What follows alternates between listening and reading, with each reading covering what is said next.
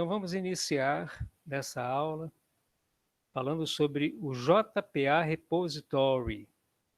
Na verdade, o JPA Repository que é um design patterns, né, que é um padrão de códigos que a gente vai utilizar dentro desse curso, né, que a gente está apresentando, dentro dessa disciplina.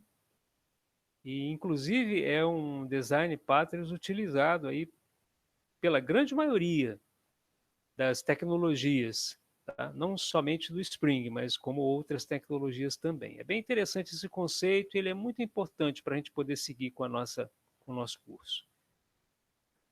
Vamos lá, o JPA Repository é uma abstração que o Spring Data fornece, ou Spring Data, né?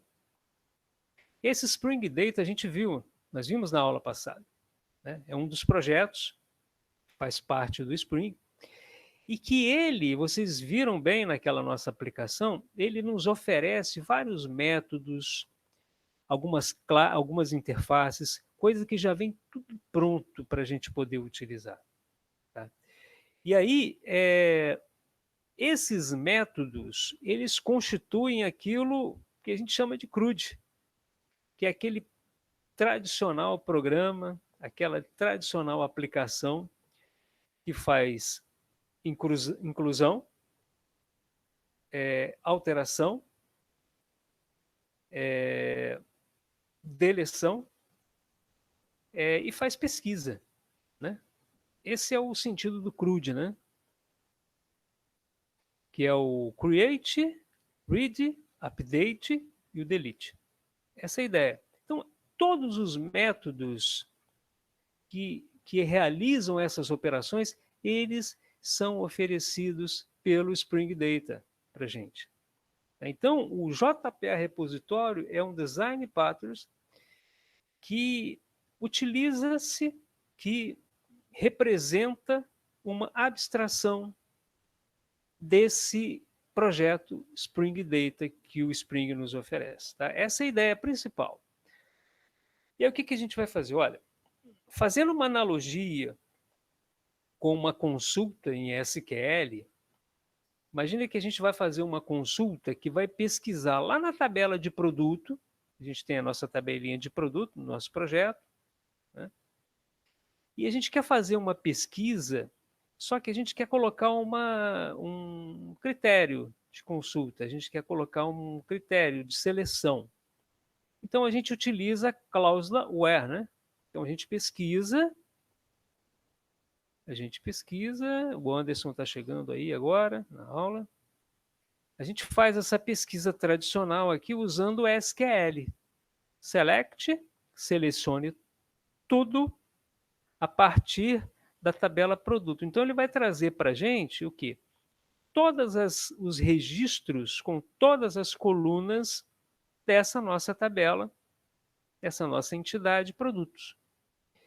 Só que eu estou fazendo o seguinte, estou usando um critério aqui de seleção, eu estou usando essa cláusula where, ou seja, eu vou trazer dos produtos somente aqueles produtos cujo atributo ou campo SKU seja igual a AA1111.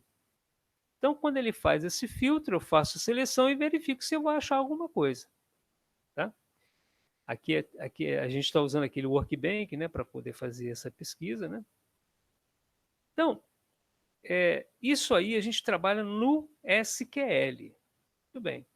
Só que quando a gente vai trabalhar lá no Spring Data, é diferente, ele já tem esses métodos prontos. Então, antes de implementarmos o SQL referente ao slide anterior, a gente vai comentar sobre o recurso oferecido pelo Java a partir da versão 8.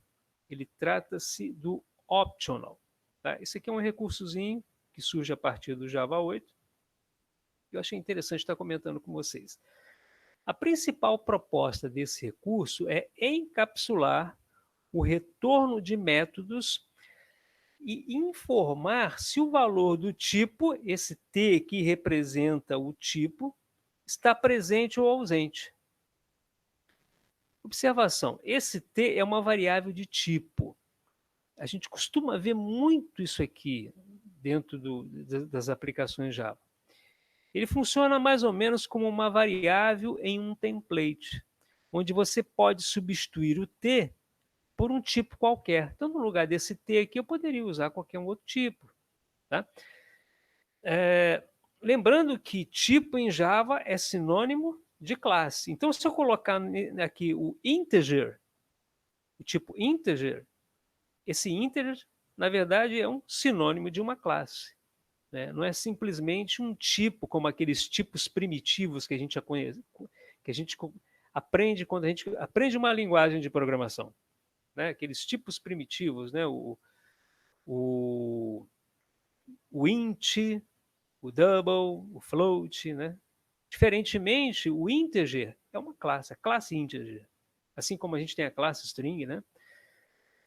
Muito bem. Com isso, é possível evitar erros do tipo aquele tão desagradável erro null pointer exception, né? Uma exceção por um campo vazio, né? Por um valor nulo. Parar de fazer verificações de valor nulo do tipo if produto for diferente de nulo, eu não preciso fazer mais isso. Tá? A gente pode escrever um código mais limpo e mais elegante. Então, por exemplo, eu posso usar, por exemplo, isPresent. Se um valor estiver presente, retorna true. Se não, retorna false. Então, eu trabalho de uma forma mais elegante, essa é a ideia. Tá? Ao invés de usar essa condição, esse if produto for diferente de nulo, eu posso utilizar esse método isPresent. Tá? Então, aqui, ó, no exemplozinho da aplicação, eu coloco optional, produto, retorno. Tá vendo aqui? Ó? Esse produto representa o quê? É o tipo produto, que é o que? É a minha classe produto, né? E aqui eu crio um objeto retorno que é igual optional.offNullable. E aqui eu vou buscar, por exemplo, o produto. Eu tenho um método aqui chamado busca produto. E aí eu passo o SKU. É como se eu estivesse passando esse SKU aqui para eu poder pesquisar. Aí esse métodozinho aqui, busca produto, ele recebe esse produto, pesquisa e devolve.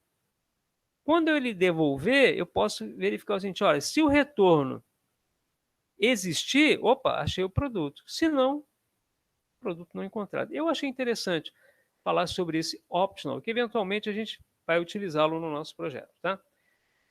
Bom, na interface produtos que criamos, no pacote repository, arquivo produtos.java, a gente faz a seguinte implementação. Então, vamos lá. Aqui, ó.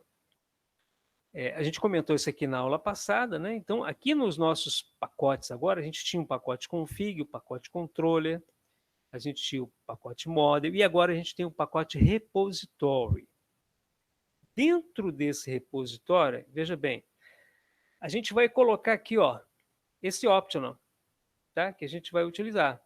Então, por exemplo, nessa interface aqui, isso aqui é um exemplo. Não necessariamente eu tenho que ter isso no projeto, tá, pessoal? Isso aqui é só um exemplo, porque pode ser que eu crie, como eu falei na aula passada, uma interface produtos dentro do repositório que seja apenas para eu poder explorar os métodos que o JPA repositório vai me retornar.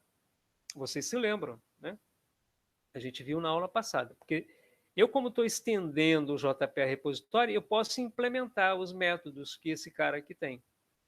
E são aqueles métodos, né? De find all, para poder fazer pesquisa, o delete, que a gente vai ver, tá? Entre outros. O save, né? Entre outros. E aí eu coloco aqui, ó, public optional produto, find by botei o SKU aqui, né? SKY, seria o SKU, tá? Um erro aqui, mas tudo bem. Essa é a ideia. Eu vou procurar um SKU. Find by, pesquisa por SKU. Aí ele vai me retornar alguma coisa. Aí, como eu estou definindo esse método dentro da interface, lá dentro do meu projeto eu vou implementar esse método. Eu vou criar esse método que vai receber o SKU e vai retornar um valor. Aí eu posso usar aquele isPresent. Ok?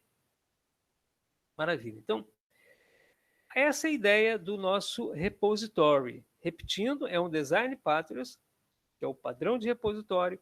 Quando nós formos aprender a trabalhar com Node, nós também vamos conhecer A gente vai utilizar lá na outra tecnologia esse conceito, esse Design Patterns Repository, só que no conceito já de uma outra tecnologia, ok? Essa é a ideia que eu queria apresentar para vocês nessa aula.